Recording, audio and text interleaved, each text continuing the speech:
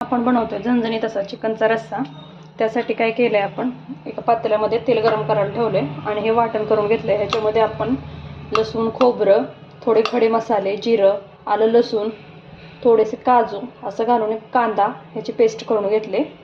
आता सुरुवातीला हा मसाला तेलामध्ये चांगला भाजून घेऊयात.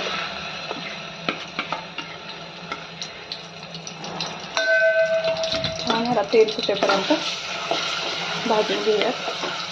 त्याच्यामध्ये ॲड करूयात आलं लसणाची पेस्ट.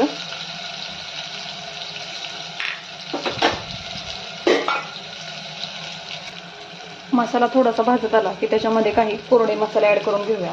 कोरड्या मसाल्यामध्ये आपण घालतोय 2 चमचे कांदा लसूण मसाला, 1 बारका चमचा गरम मसाला, 1 चमचा धने पूड, 1 चमचा मिरची पावडर. हेही मसाले व्यवस्थित भाजून घ्यायचे.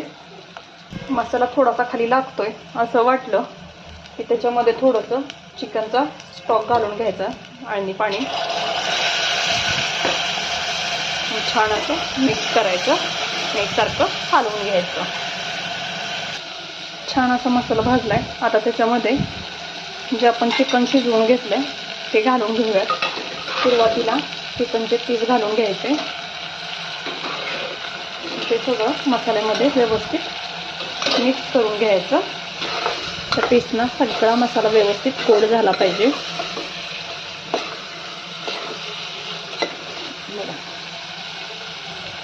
असं त्या पद्धतीने 1 मिनिटभर झाल्यानंतर ह्याच्यामध्ये चिकनचा स्टॉक जो रस्सा आपण शिजवून घेतलाय तो घालून घेऊयात. गॅसची फ्लेम कमी करायची आणि याला एक छान उकळी काढून घेऊयात. वाटत असेल तर थोडंसं मीठ घालून घ्यायचं चवीनुसार. एक उकळी येईपर्यंत वाट बघूयात. उकळी येते तोपर्यंत घालून घ्यायची वरून बारीक चिरलेली कोथिंबीर.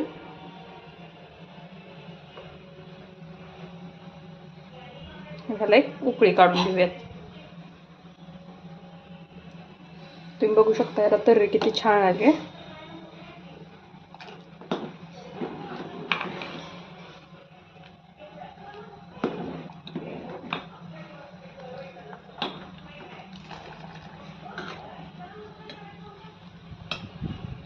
छान असा चिकनचा रस्सा आपला तयार